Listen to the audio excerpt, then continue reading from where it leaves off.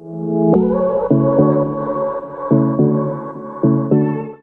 there, I'm Jo from Women's Fitness Magazine, and today you find me super excited because I'm talking to TV personality, podcast host, and author Vicky Pattison. Vicky, thank you so much for taking the time to have a chat with me today. How are you doing? My absolute pleasure, Petal. I just had a moment where my little heart stopped there because I did a big stretch and I've got light grey on and it's a hot day and I was like, oh no, I've actually got to have my sweat patches. But I think we're okay. And anyway, we're all friends here, aren't we? So I'm fine. Oh, we are. Yeah, we are. Now we are. So obviously we're here today to talk all things fitness and well-being. Yeah. But the main reason why we're having this chat is to find out about your involvement with a fundraising event happening later this year for the Alzheimer Society, and it's called Trek26. So that's correct. You know your stuff. It's my job, I try. So for anyone who hasn't seen the announcement yet or heard of the event, what is Trek26 and what's it all about, and why is the cause so close to your heart? Why you get involved? So obviously I feel like everybody is familiar with Alzheimer's, dementia. They've probably been touched by it in some way or another. My granddad, so I have to apologize in advance. Babe, do you know what? I've had nightmares about this conversation because it's we're doing this interview for a really positive reason. Oh, but I've had nightmares thinking I don't want to ask this question. But no. God, you're obviously such a nice journalist. Most people don't. No. So my granddad passed away about 3 weeks ago. And maybe a little bit longer than that. The funeral was 2 weeks ago, and he's had dementia and Alzheimer's for a very long time.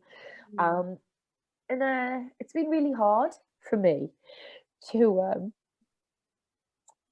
because my granddad was a really positive influence in my life, and a really lovely man. He gave me so much. He gave me a love for fitness. He gave me a passion for travel. And I think more than anything instilled in me the importance of good family values and family in general. He was happiest on a Sunday in his home, surrounded by like his two daughters and their husbands and their kids and everything. And he was just a lovely man, my granddad David. And I had to watch, as did the rest of my family, like him just lose a real sense of himself through this disease. And it's horrible, it's debilitating, and it's heartbreaking to feel like the person you love so much and care about is just losing so many bits of themselves in front of you. And it's one of the cruelest diseases that there is out there. Yeah, and I think the hardest bit, and anybody who has had anyone in their family close to them with this disease will know, like, it's them just stopping and recognizing you, and everyone says it's okay because I love you enough for the both of us, but it's still really hard. So we lost my granddad really recently, and I've loved working with the lovely guys at the Alzheimer's Society for years now, but I will be continuing to support them more so than ever for me little granddad's memory, and for everybody, there's so many people affected by it. Like currently in the UK, there are something like 900,000 people living with dementia, and in the next 3 years, that's set to rise to like over 1 million. Yeah, I was astonished when I read those stats. I really was. It's terrifying.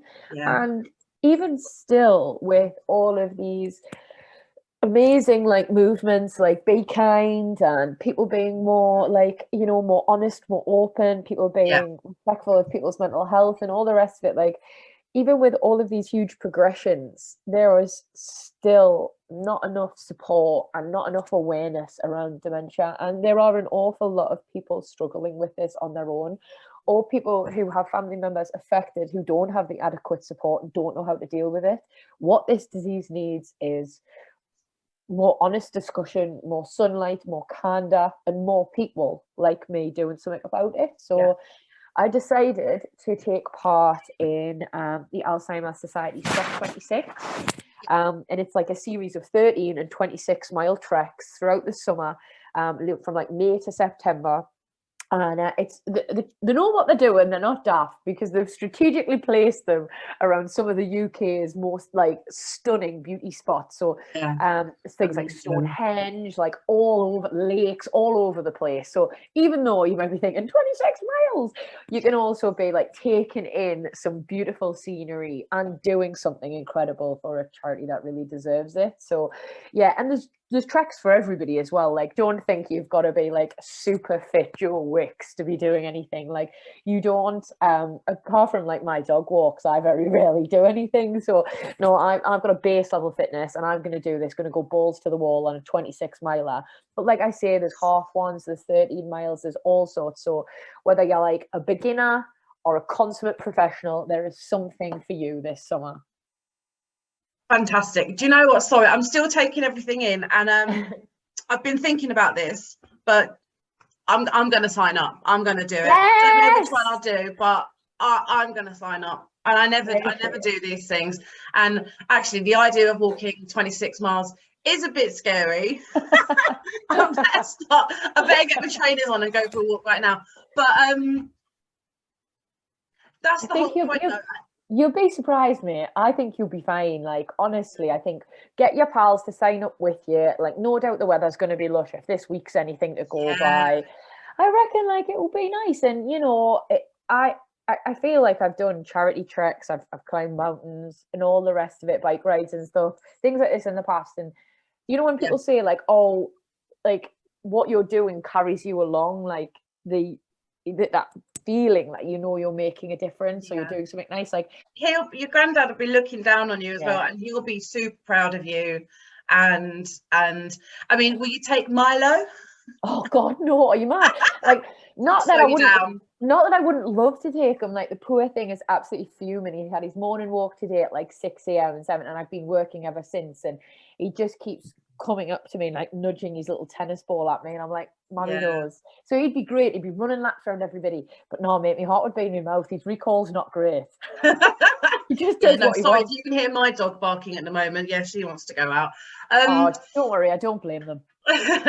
So we'll post all the details of the events and how you can sign up, or people can visit alzheimers.org.uk/Trek26.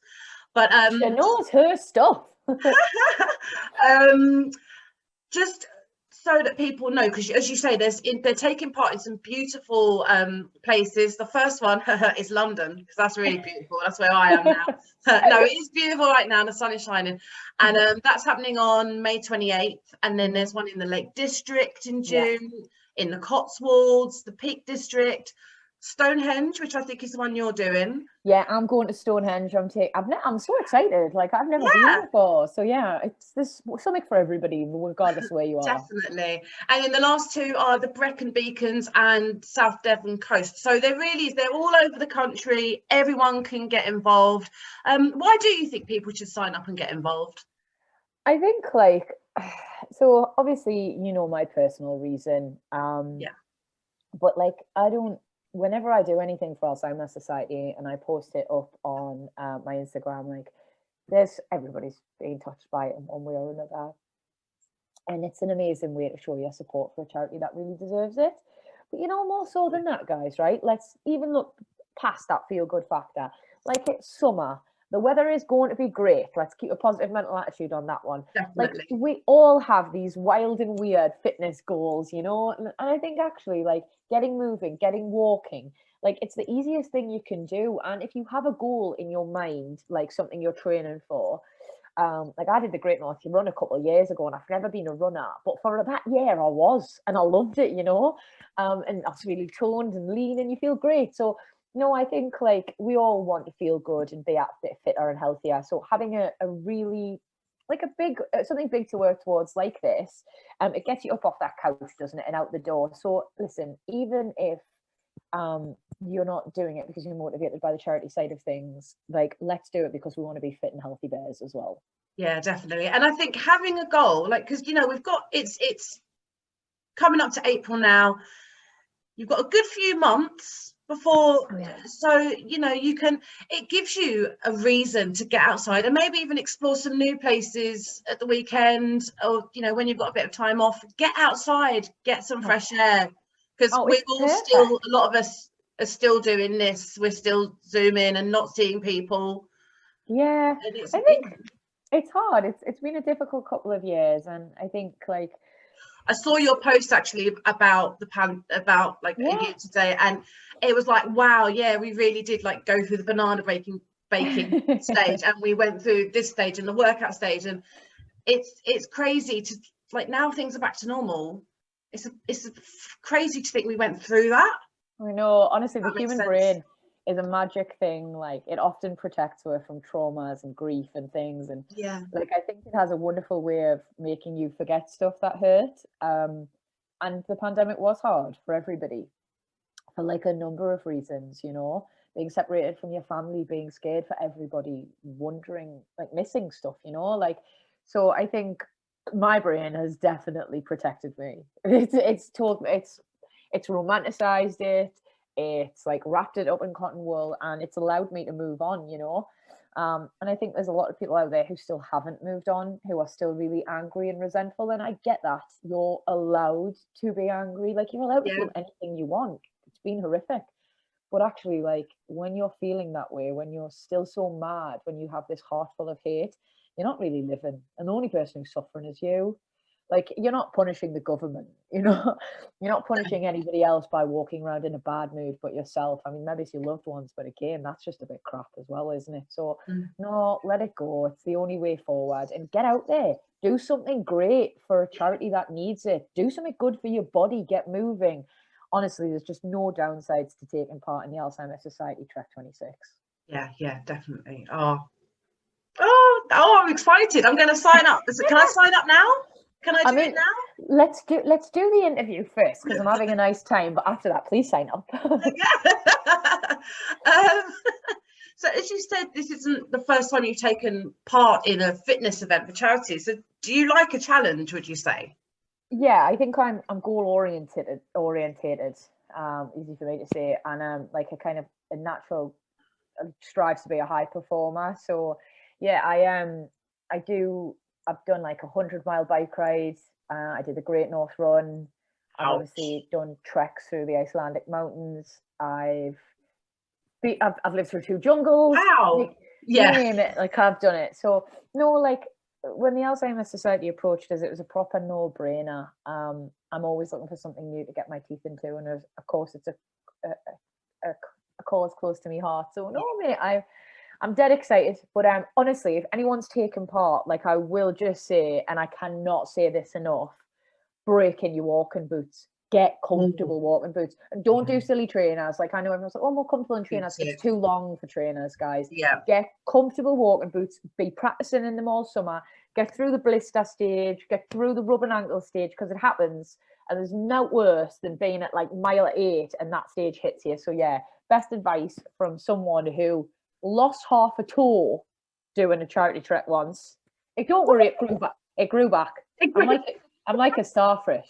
I regenerated. I'm like a starfish. Google Vicky Pattison toes when you come off there. I didn't know that toes could do that. Well, I don't know if everybody's do. That's why I'm putting this disclaimer on. Listen, Joe, let me show you Vicky Pattison's toes. I wonder if you can see it. Vicky Pattison's toes, and you'll see my tiny little toe growing back. Oh my god! I like pulled the dead top off it, and there was like a tiny little one growing underneath, like a Russian nesting doll. There he is. Look. Where's my camera? Look. Whoa! You see where I've like pulled the top off, like the little head of it.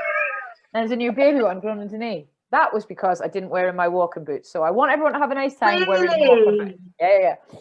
Oh Jesus Christ! bad. I had to come home from Iceland in a wheelchair. Was that anything to do with frostbite as well? Or was it just your...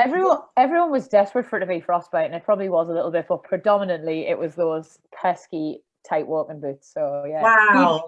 heed me advice. I don't know if everyone regenerates. You're like Superwoman, the bionic woman. Well, thank you for that tip. Top tips from VP. It is very important. I know that I went on a boot camp once, and it was almost completely ruined on the first day because I got blisters wearing the wrong footwear. So, you know, you learn these lessons. I will just say as well, you've got some other fitness tips that we're publishing in the May issue of Women's Fitness, out on the April 22nd. Get the plug in. But some really good tips there on how to sort of stick with a fitness regime. But do you know what, I'm interested to know, just quickly before we wrap up, in your latest book, The Secret's Happy, which is really, really great, there's really good book. There's a chapter in there called Learning to Love the Skin You're In. And I'm interested to know, has your relationship with exercise always been a positive one? No, if that makes sense. No, it's like such a good question. And like, I would love to act like, you know, I've always been like this, because I'm a pretty happy, balanced person, but like that would just be a lie. Like, this has come with age, and not just age, but this has come from like dangerously polarizing my approach to health and fitness over the years, you know. When I was in Geordie Shore, like, so I could, it'd be dead easy for me to blame like my flip-flopping, my fluctuating weight, my yo-yoing, my relationship with my body, everything, my relationship with fitness. It would be dead easy to blame it on being in the public eye, but it wouldn't be true either.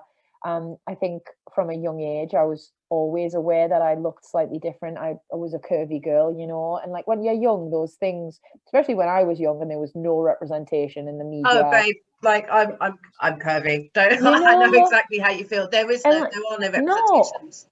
And there was no, like, you didn't like open a magazine and see a really beautiful curvy woman. You didn't flick on the TV and see, you know, a gorgeous plus size woman owning it. Like, it just didn't happen. And I just constantly struggled and believed the only way that I was going to be attractive, deserving, or worthy was if I was like waif-like, you know. And that led to an unhealthy obsession with exercise sometimes, and of course, like, probably disordered eating too. And I weaponized exercise and all sorts, mate. Like, I didn't see it as like a celebration of what my body could do.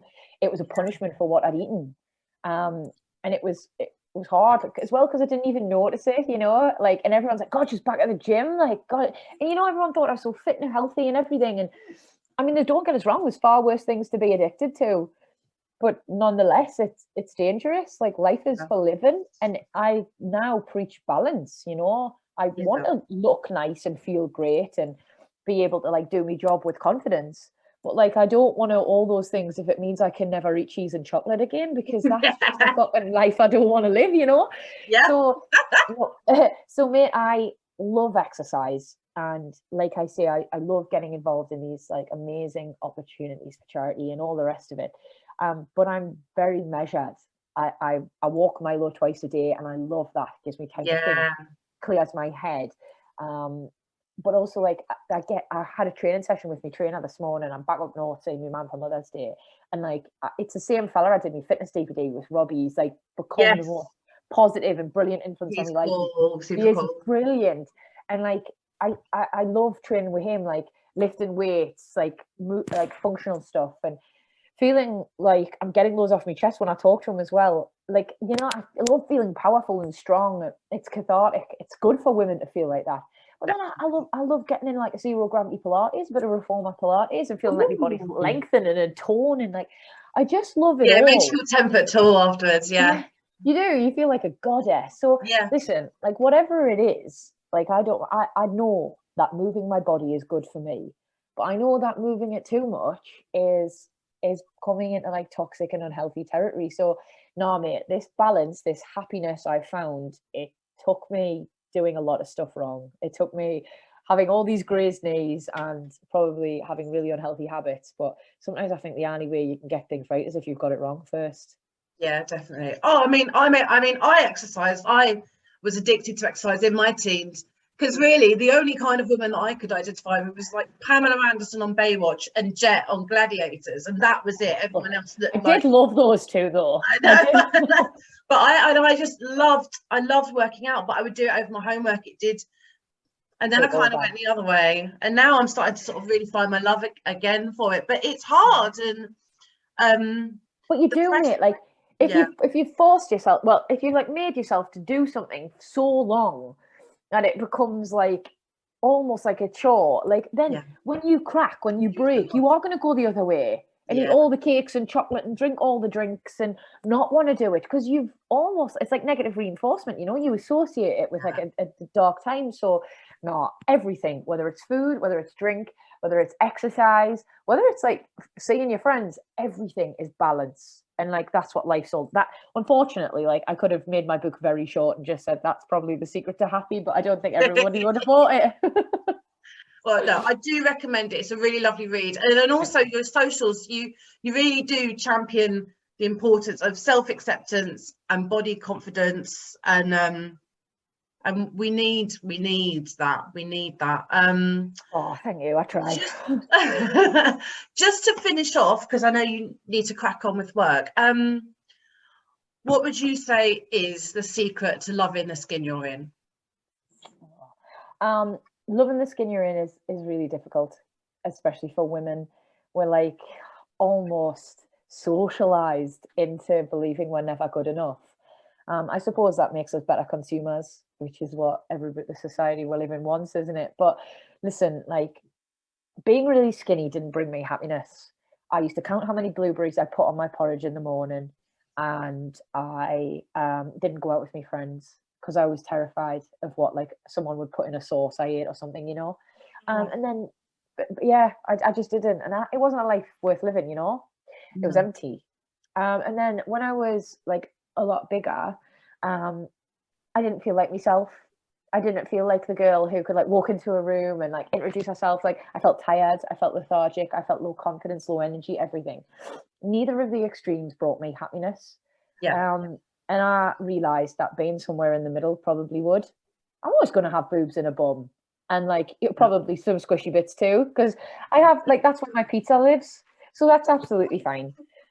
Pizza baby. Yeah, that's where my pizza lives, so that's fine. But like accepting your body is accepting that neither the extremes don't bring you happiness, and like knowing that beauty is so much more than a clothes size or a number on a scale. It's how you treat people. It's like having a good sense of humor. It's having a dope ass work ethic. It's being so much more than just like a thigh gap. So listen, please know that like as women we've got loads to offer, loads more than an aesthetic.